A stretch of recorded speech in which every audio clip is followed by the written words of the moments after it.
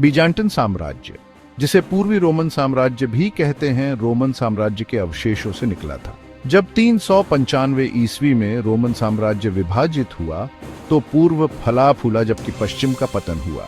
Constantine प्रथम ने 330 ईस्वी में कॉन्स्टेंटिनोपल पूर्व में बीजांटियम को नई राजधानी के रूप में स्थापित किया।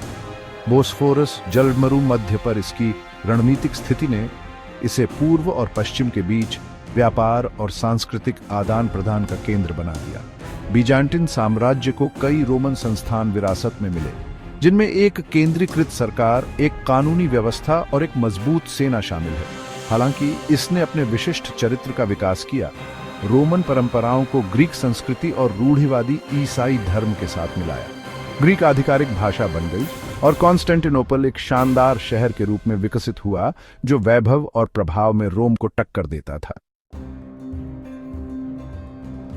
सम्राट जस्टिनियन प्रथम का शासनकाल 527 से 565 ईस्वी तक बीजांटिन साम्राज्य के लिए एक स्वर्ण युग था। जस्टिनियन, एक कुशल प्रशासक और महत्वाकांक्षी शासक, रोमन साम्राज्य को उसके पूर्व गौरव को बहाल करना चाहता था। उनकी सबसे स्थायी विरासत जस्टिनियन कोड है, एक व्यापक कानूनी संहिता जो सदियों से बीजांटिन कानून की नींव बनी। जस्टिनियन की पत्नी महारानी थियोडोरा एक उल्लेखनीय महिला थी, जिन्होंने उनके शासनकाल में महत्वपूर्ण भूमिका निभाई। अपनी बुद्धिमत्ता, सुंदरता और राजनीतिक कौशल के लिए जानी जाने वाली थियोडोरा ने अपने पति पर काफी प्रभाव डाला। उन्हें विशेष रूप से 532 ईस्वी के नीका दंगों के दौरान उनके साहस के लिए याद किया जाता है, जब उन्होंने जस्टिनियन को अपने सिंहासन के लिए रुकने और लड़ने के लिए राजी किया। बीजांटिन साम्राज्य कलात्मक और बौद्धिक प्रतिभा का केंद्र था।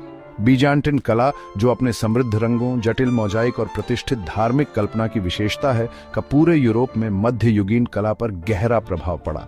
हागिया सोफिया, बीजांटिन वास्तुकला की एक उत्कृष्ट कृति, साम्राज्य के कलात्मक और इंजीनियरिंग कौशल के प्रमाण के रूप में खड़ा है। बीजांटिन विद्वानों ने प्राचीन यूनानी और रोमन ग्रंथों को संरक्षित रखा, जिससे उनका प्रसार बाद की पीढ़ियों तक सुनिश्चित हुआ। साम्राज्य ने गणित, खगोल विज्ञान और चिकित्सा जैसे क्षेत्रों में भी महत्वपूर्ण योगदान दिया। बीजांटिन साम्राज्य की जीवंत संस्कृति रोमन, ग्रीक और पूर्वी प्रभावों का एक संलयन दुनिया पर एक स्थायी विरासत छोड़ गई। 7वीं शताब्दी ईस्वी ने मध्य पूर्व में इस्लाम की एक प्रमुख शक्ति के रूप में उदय को देखा। अरब मुस्लिम साम्राज्य के तेजी से विस्तार ने बीजांटिन साम्राज्य के लिए एक महत्वपूर्ण चुनौती पेश की। बीजांटिन ने अरबों के हाथों विशाल क्षेत्र खो दिए, जिनमें सीरिया, मिस्र और उत्तरी अफ्रीका शामिल हैं, जो अनाज और राजस्व के महत्वपूर्ण स्रोत थे।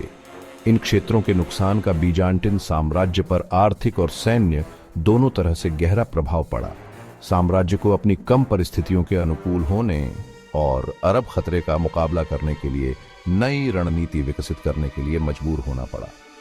इन चुनौतियों के बावजूद बीजांटिन साम्राज्य लचीला साबित हुआ, अनातोलिया और बाल्कन में अपने मुख्य क्षेत्रों पर पकड़ बनाए रखा। भाग 5, धार्मिक प्रभाव, महान विवाद। धर्म ने बीजांटिन जीवन में केंद्रीय भूमिका निभाई। बीजांटिन साम्राज्य रूढ़िवादी ईसाई धर्म का गढ़ था, जो कई धार्मिक और राजनीतिक मुद्दों पर पश्चिमी ईसाई धर्म से अलग था। इन मतभेदों में सबसे महत्वपूर्ण पोप के अधिकार का प्रश्न था।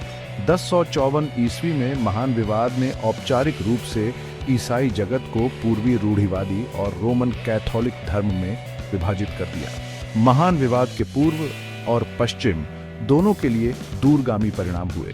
इसने बीजांटिन साम्राज्य और पश्चिमी यूरोप के बीच सांस्कृतिक और धार्मिक विभाजन को गहरा कर दिया। विवाद के राजनीतिक निहितार्थ भी थे, क्योंकि बीजांटिन सम्राट अक्सर धार्मिक अधिकार और क्षेत्रीय दावों के मामलों पर पोप से भिड़ जाते थे।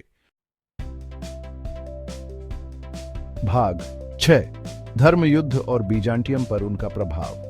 धर्म युद्ध 11वीं शताब्दी ईस्वी में पश्चिमी यूरोप द्वारा शुरू किए गए धार्मिक युद्धों की एक श्रृंखला का बीजांटिन साम्राज्य पर एक जटिल और अक्सर हानिकारक प्रभाव पड़ा।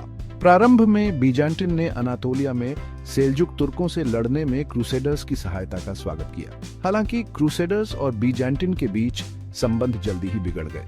धार्मिक उत्साह, राजनीतिक महत्वाकांक्षा और आर्थिक लालच के मिश्रण से प्रेरित क्रूसेडर्स अक्सर बीजांटिन को संदेह और शत्रुता की दृष्टि से देखते थे। 1204 ईस्वी में चौथे धर्मयुद्ध ने पवित्र भूमि पर पहुंचने के बजाय कॉन्स्टेंटिनोपल को बर्खास्त कर दिया।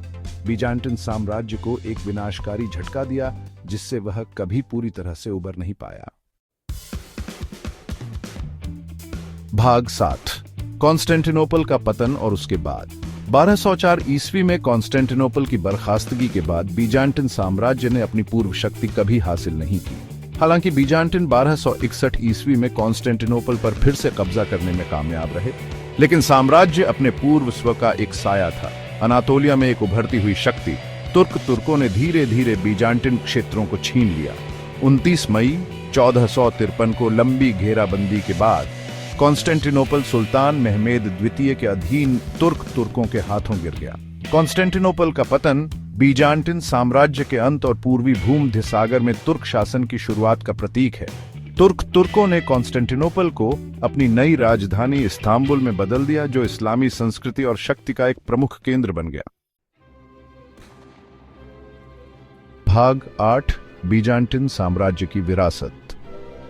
अपने निधन के बावजूद बीजांटिन साम्राज्य ने एक स्थायी विरासत छोड़ी।